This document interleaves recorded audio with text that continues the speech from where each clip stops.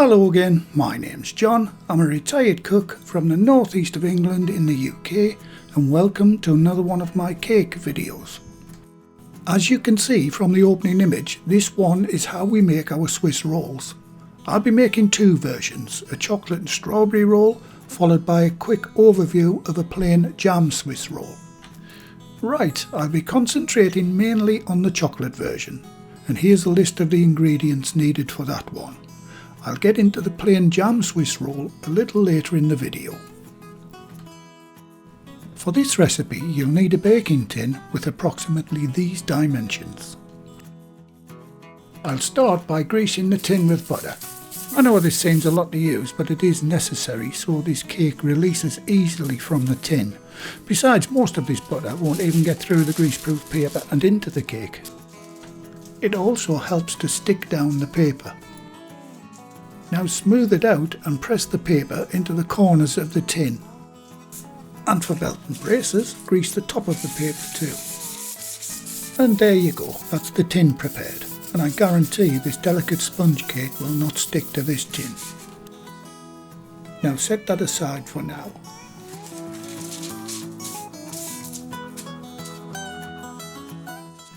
Onto the cake ingredients. I'll start by sieving the flour, cocoa, baking powder and salt. This adds some air into the mix, but it's mainly to get rid of any lumps, especially in the cocoa and baking powder.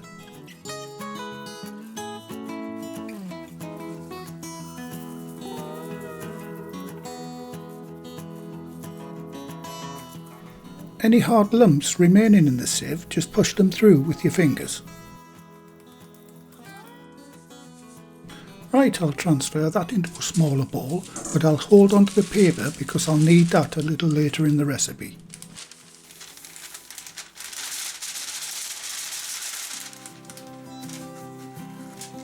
Time to preheat the oven. For this recipe the temperature needs to be 180 degrees Celsius, that's 356 Fahrenheit or gas mark 4. I'm setting mine to 160 Celsius as my oven is fan assisted and it runs about 20 degrees hotter than indicated on the dial. To make this Genoise style sponge cake you will need a stand or an electric hand mixer. Don't get scared and put off by the posh French name. Genoise is a very simple sponge to make. It's extremely light, delicious and flexible, and that makes it ideal for making Swiss rolls. Add the eggs and the sugar to the mixing bowl, and with the whisk attachment, whisk the contents for approximately 2 minutes.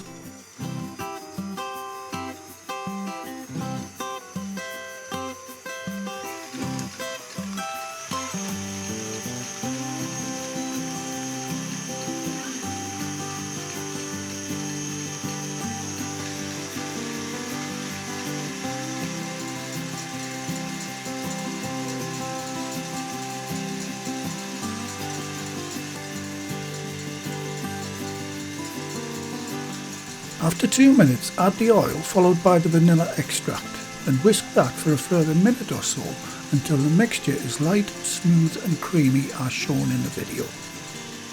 If you want to know how I make this extract, I'll leave a link in the description box below this video.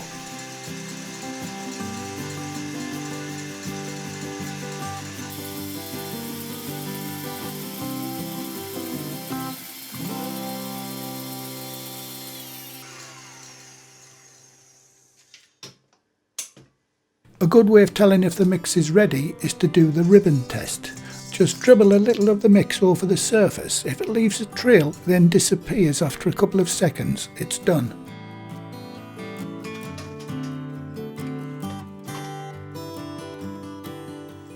Okay, once that's mixed, I'll take the bowl to my worktop and start adding the dry mix a little at a time, and carefully folding it in until it's all combined into a rich, smooth, glossy batter. Try to be as gentle as possible, as you don't want to beat out the air that's been whisked into the eggs.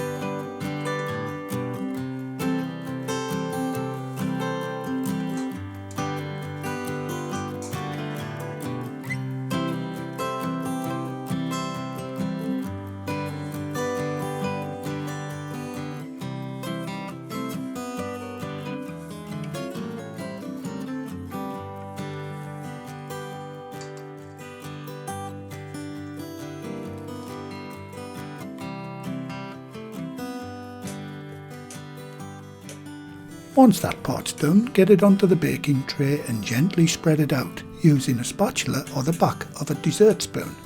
Make sure it's pushed right down into the corners and the edges of the tin.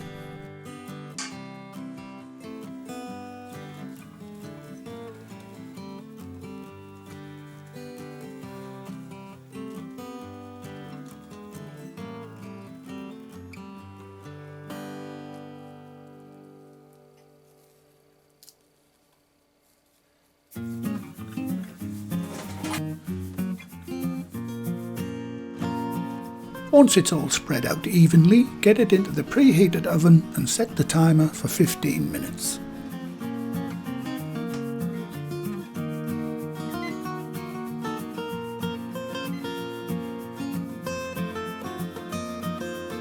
Right, while that's baking, I can prepare the filling. This job can be done well in advance and kept in the fridge, but for the video I'm doing mine while the sponge is baking. I'll start with whipping the 200 ml of cream until stiff. If you want to see this done in more detail, you can check out my Victoria sponge video. I'll leave a link in the description box below. I'm adding half a teaspoon of vanilla into mine, but that's optional because there's already vanilla in the cake, but a little extra flavour doesn't hurt. Onto the chocolate. First break the chocolate into a bowl. Now bring a small saucepan to the boil and then turn off the heat completely. Place the bowl on top of the pan and gently melt the chocolate as shown in the video. Soon as it's melted, take it off the pan. You don't want it too hot, about body temperature.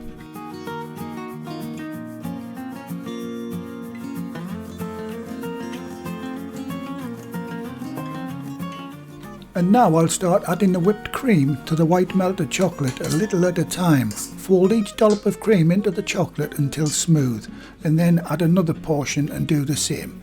If you try to add all the cream at once, it could separate. This mixture is basically a white chocolate mousse, and it's very nice on its own too. Now do this until the cream is fully amalgamated with the chocolate. Then cover the bowl and refrigerate it until needed.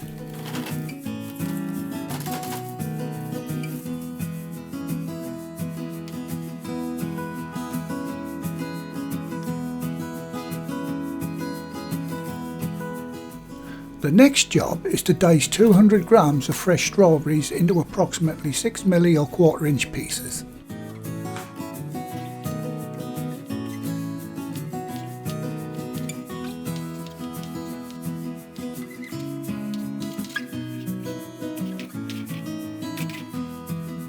And set those aside for a little later.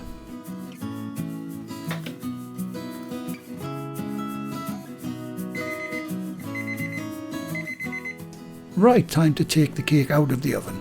A good way of checking that the gemoise is cooked is to gently press it with your finger, and if it slowly springs back, then it's done.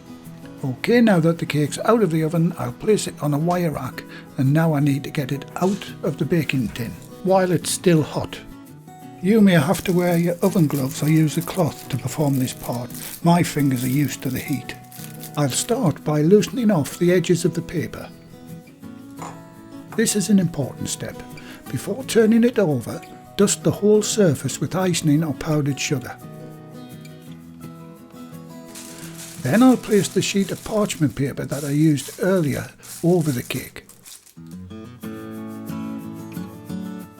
Place a second wire rack upside down on top of that and flip the whole lot over. Now I'll lift off the tin. It should release easily because it was well greased. Note most of that butter didn't enter the cake at all, it's still sitting on the paper. Now I'll very carefully peel back the paper.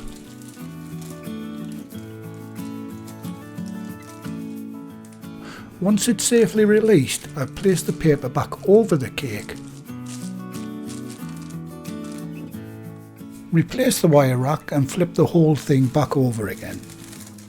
All I have to do now is remove the paper from this side of the cake, which should come off quite easily because of the dusting of powdered sugar. Right, after a little clean up, I'll slide it off the rack and onto the bench, and that's it safely out of the tin with the original parchment paper still attached. Marvellous. Right, while the cake is still warm, I'll temporarily roll it up with the paper still on and let it sit for 5 minutes. This helps pre-form the cake into its new shape while being supported by the paper.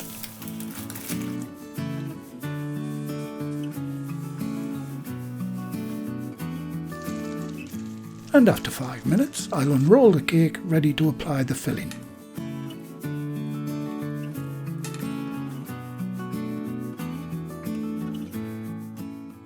OK, I'll spread the chocolate cream mousse evenly across the sponge with an offset palette knife, leaving it about 12mm, that's ½ an inch shy all around the edges. This will leave space for any excess cream to go when I start to roll it up.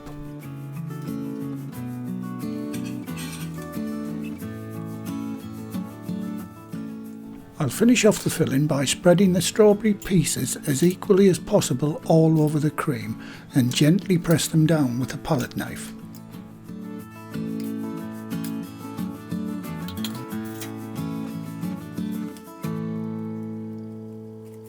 That's the filling out of the way.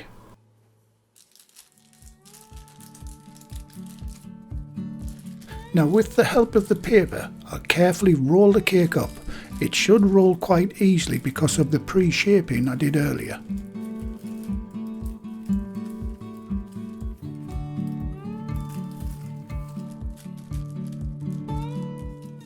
Once it's rolled, I'll leave the paper on and let it set up in the fridge for at least 1 hour.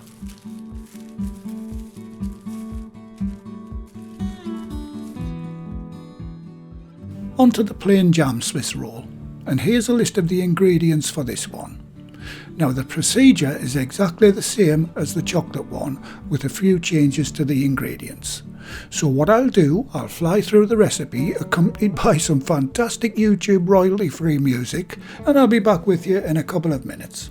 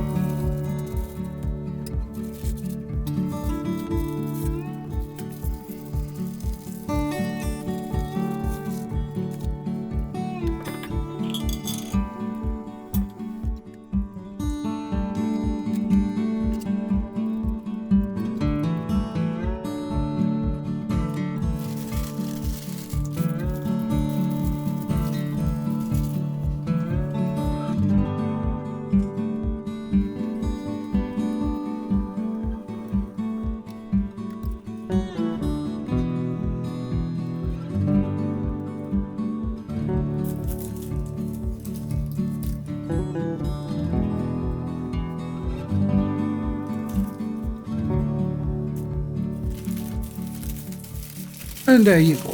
This jam Swiss roll is now at the same stage as the chocolate one. Right, the Swiss rolls have been in the fridge for 1 hour. Now let's see what they look like on the inside. I'll start with the jam one.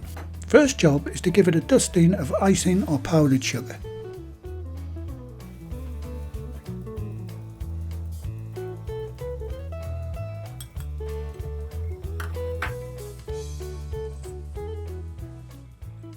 OK, I'll start by trimming off the untidy end and put that aside. But don't worry, that won't be wasted. Then I'll cut a proper slice off so you can see the jam swirl on the inside. I'll do a little taste test a bit later on this one, but unfortunately I can't try the chocolate one at the moment due to some strict dietary requirements. But thank goodness it's only temporary. Now let's have a look at the chocolate one.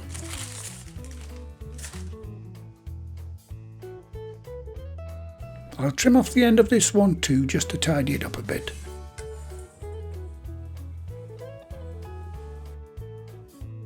Then I'll dress it up by starting with a light dusting of icing or powdered sugar, before putting a line of small chocolate decorations along the top, and to stick the chocolate I'll use a little jam as glue.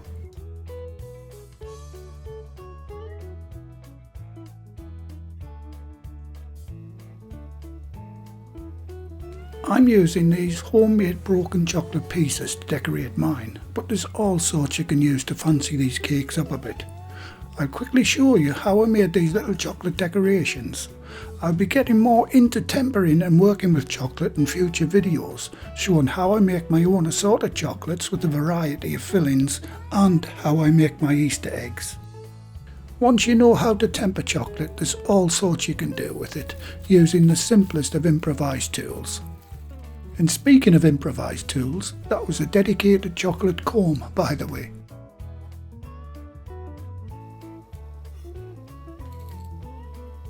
Right, back to the chocolate Swiss roll.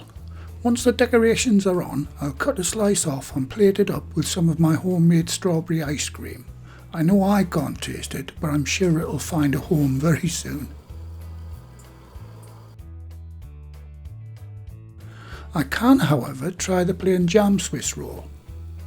It's soft, light and smells wonderful. And it's absolutely delicious. And as usual, it gets a thumbs up for another recipe, and I really hope you try it. Well, thank you again for watching. Please like, share, comment and subscribe by hitting the circle above. If you do subscribe, activate the bell icon next to the subscribe button on my channel page. And by doing that, you'll be automatically notified every time I upload a new video. And in the meantime, here's a few of my other videos and playlists that you may want to watch. So, until the next time, be safe in the kitchen and bye for now.